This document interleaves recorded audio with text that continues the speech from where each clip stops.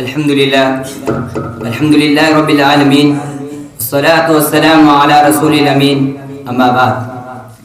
آج کے اس اجلاس کے صدر باوقار و شان نصیب جہان علم کے آفتاب و مہتاب نیز معزز سامعین اکرام، آج کے اس مبارک مجلس میں میں آپ حضرات کے سامنے قرآن کے موضوع پر مختصراً اظہار خیال کرنا چاہوں گا۔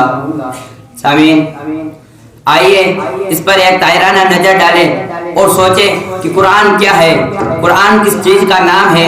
تو جواب آتا ہے کہ قرآن اللہ کا کلام اور امت مسلمہ کی روح ہے۔ قرآن تڑپتے دلوں کی فریاد اور سسکتی روحوں کا علاج ہے۔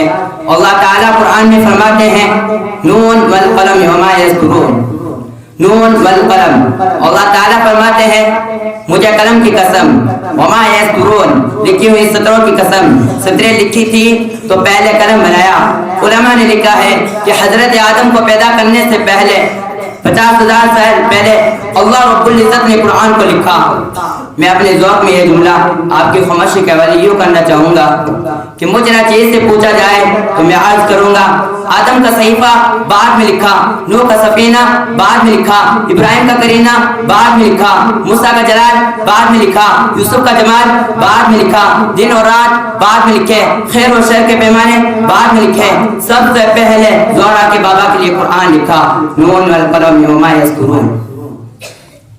سامعین، میں قرآن سے پوچھتا ہوں بتا تیرا نام کیا ہے؟ قرآن جواب دیتا ہے قرآن مجید۔ میں قرآن سے پوچھتا ہوں تیری زبان کیا ہے؟ قرآن جواب دیتا ہے بلسان عربی مبین۔ میں قرآن سے پوچھتا ہوں تیری حفاظت کی کیا گارنٹی ہے؟ قرآن جواب دیتا ہے انا نحن نزلنا الذکر وانا له لحافظون۔ میں قرآن سے پوچھتا ہوں تجھ میں کسی شک اور شبہ کی گنجائش تو نہیں؟ قرآن جواب دیتا ہے ذالک الکتاب لا ریب فیہ۔ میں قرآن سے پوچھتا ہوں تو کہاں رہا؟ قرآن جواب دیتا ہے فی لوح محفوظ۔ میں قرآن سے پوچھتا ہوں تو کس مہینے میں نازل ہوا؟ قرآن جواب دیتا ہے شہر رمضان الذی انزل فیہ القرآن۔ میں قرآن سے پوچھتا ہوں تو کس رات میں نازل ہوا؟ قرآن جواب دیتا ہے انا انزلناہ فی لیلۃ القدر۔ سامعین، امام غزالی سے کسی نے پوچھا کہ قرآن کیا ہے تو امام غزالی نے کہا کہ قرآن چھوٹا بھی ہے، بڑا بھی ہے، آسان بھی ہے، مشکل بھی ہے۔ تو پوچھنے والے نے حیرت سے کہا کیا آپ نے چھوٹا بھی کہہ دیا، بڑا بھی کہہ دیا، آسان بھی کہہ دیا، مشکل بھی، کیا معاملہ ہے؟ تو امام غزالی نے کہا ہاں سنو، قرآن چھوٹا بھی ہے اور اتنا چھوٹا ہے کہ ایک چھوٹے سے بچے کے ہاتھ میں آ جاتا ہے، اور بڑا اتنا ہے کہ اللہ نے ساری کائنات کے نظام کو اس میں سمو کے رکھ دیا ہے، اور آسان اتنا ہے کہ ایک چھوٹا سا بچہ 2 یا 3 سال کی مدت میں مکمل حفظ کر لیتا ہے، اور مشکل اتنا ہے کہ آج تک بڑے بڑے محدث، بڑے بڑے مفکر، بڑے بڑے مفسر اس کے سمندر میں غوطہ زن ہوتے رہے، وہاں سے موتی نکالتے رہے، ان سب کی انتہا تو آ گئی لیکن قرآن کی انتہا کو کوئی نہیں پہنچ سکا، کیونکہ قرآن لا ریب بعیب کتاب ہے۔ تورات آئی کتاب کی شکل میں، انجیل نازل ہوئی کتاب کی شکل میں، زبور آئی کتاب کی شکل میں۔ رب کائنات نے کہا کہ اے موسیٰ اپنی طور پر رہیے، میں آپ کو تورات عطا کروں گا۔ اے عیسیٰ اپنی عبادت خانے پر آئیے، عبادت خانے میں آئیے، میں آپ کو انجیل عطا کروں گا۔ اے داؤد اپنی عبادت خانے میں آئیے، میں آپ کو زبور عطا کروں گا۔ تورات آئی کتاب کی شکل میں، انجیل نازل ہوئی کتاب کی شکل میں، زبور آئی کتاب کی شکل میں، وہ کتابوں کی شکل میں آئی اور آ کر بکھر گئی۔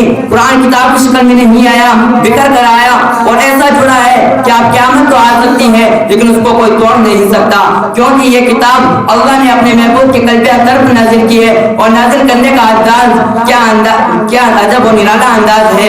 اللہ تعالیٰ نے کہا کہ حضرت آدم کی باری آئی تو فرمایا فَتَلَقَّىٰ آدَمُ مِن رَّبِّهِ كَلِمَاتٍ، کہ آدم آپ یہ لے جائیے، آپ کے بعد نوح آئیں گے، باقی وہ آئیں گے، نوح آپ یہ لے جائیے، آپ کے بعد ابراہیم آئیں گے، باقی وہ آئیں گے، اور ابراہیم، اور جب آخر میں میرے آقا سرور کونین محمد عربی صلی اللہ علیہ وسلم کی باری آئی تو رب کائنات نے کہا کہ میرے محبوب اليوم اکملت لکم دینکم واتممت علیکم نعمتی، کہ میرے محبوب جو کچھ پڑا ہے سارا لے جا، کیونکہ تیرے بات آنا ہی کسی کو نہیں ہے۔ میرے محبوب جو ہے سارا لے جا، نبوت ساری لے جا، بلاغت ساری لے جا، فساد ساری لے جا، قیادت ساری لے جا، فساد ساری لے جا، جا محبوب صداقت لے جا کے صدیق بنا، جا محبوب عدالت لے جا کے فاروق بنا، جا محبوب سخاوت لے جا کے عثمان بنا، جا محبوب شجاعت لے جا کے حیدر بنا۔